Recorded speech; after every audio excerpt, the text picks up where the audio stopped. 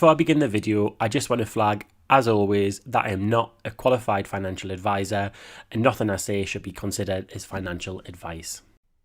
Hello, so today I'm going to do my financial freedom update for February 2026. Thanks to everyone who watched my last couple of videos that I posted earlier this week.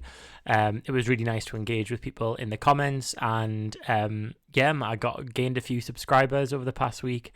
So now I'm at 952 subscribers, so 48 away from getting to 1,000 subscriber goal.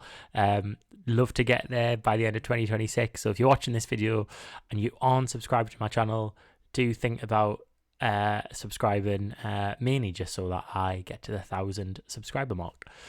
But I'll go into the numbers for my financial freedom update. So how I do these is I'm classing financial freedom as having more in my savings, investments and premium bonds than my outstanding mortgage balance. So it's a way of me looking at all my finances as a whole rather than each bit independently. So in January, I had savings of £105, the stocks and shares ISA of just under 11,000 and premium bonds of 2,000. So that's a total across those categories of £12,933. My outstanding mortgage balance was £93,403. So that meant that the difference that's left to save to become, I'll call it mortgage neutral, but I'm calling it financially free as well, is £80,470. And the monthly progress from December to January was £785. And that meant that the total progress so far since I've been recording this journey has been £23,148. So I will go through the February figures, and if you've watched my previous videos, you'll be aware of some of these figures. So the savings were £206, so I've managed to put a little bit more into this. Now, this is my easy access account. So the good thing and the bad thing about this account is that the good thing is that if an emergency crops up or something crops up where I need the extra money, I can just take money straight away from this account. The bad thing is because I can take money instantly from this account, there's no friction there in terms of there's nothing that's a reason for me not to go into it, because, with my ISA or with premium bonds, it takes, maybe a day or so to get the money back out the account. So that's £206. Stocks and shares ISA was £11,183. A lot of that increase was driven by growth in my investments rather than contributions. So I think I contributed £50 in February.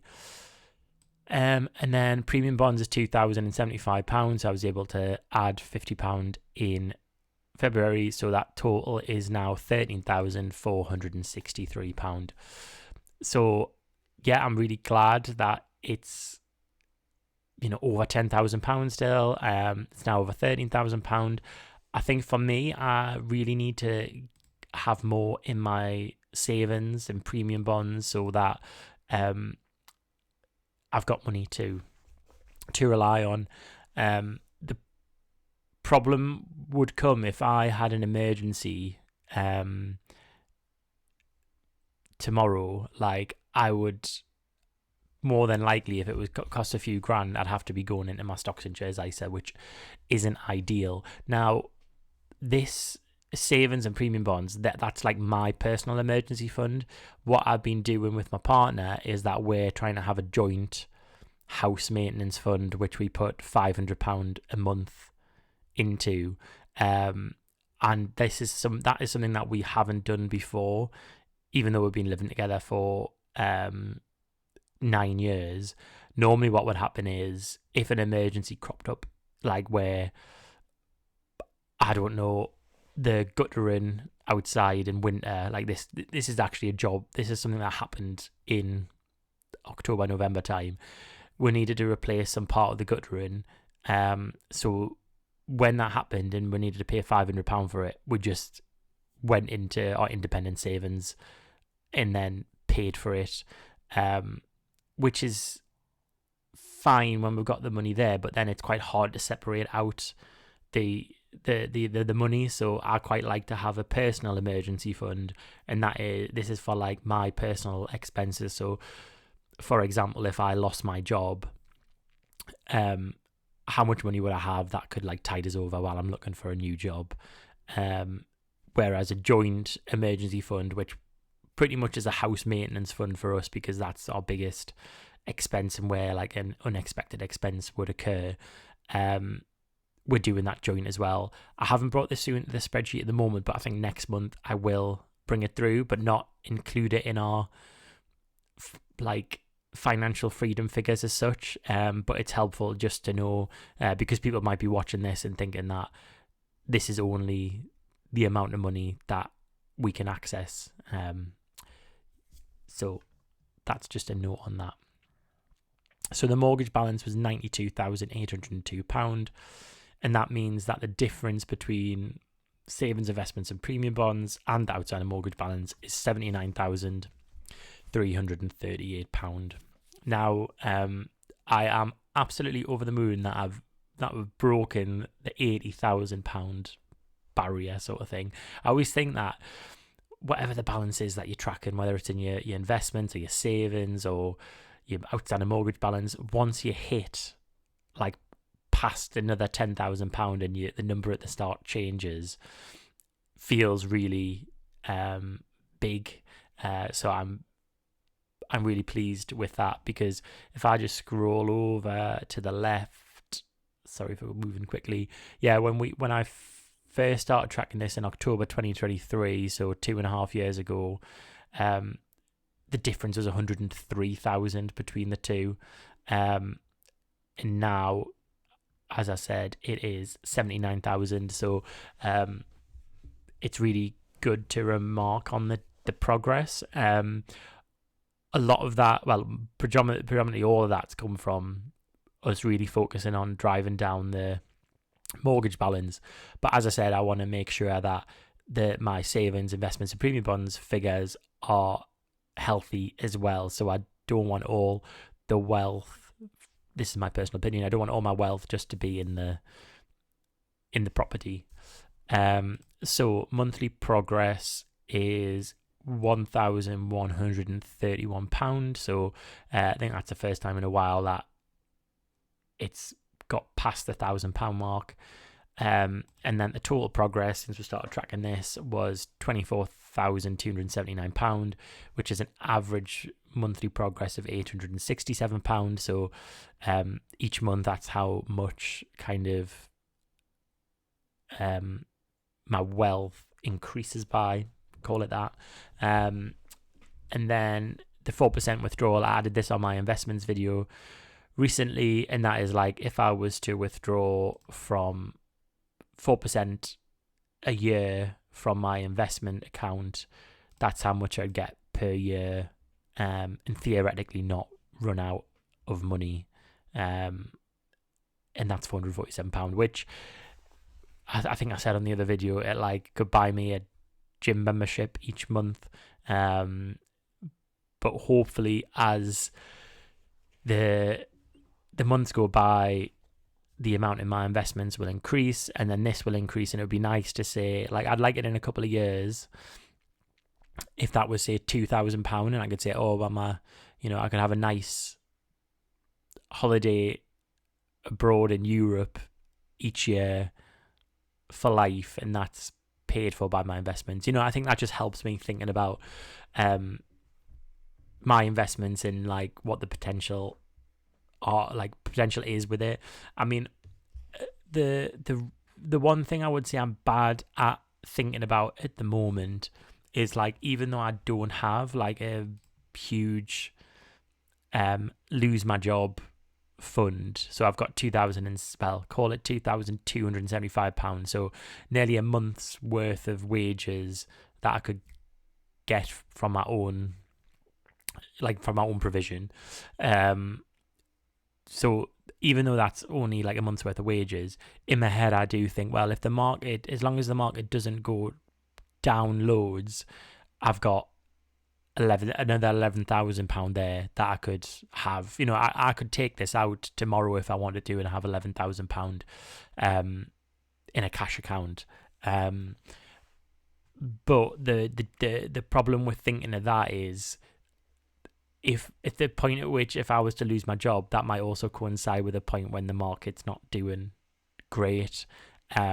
So having that money in a kind of easy access cash account is better, because it's not gonna be dipping when you want to take the money out, if you see what I mean. So really, I know how beneficial it's been to my mind to know I've got £11,000 that I can access in case of emergency, but I just need to know how that feels, and just to know that I need to prioritize that in my savings and my premium bonds.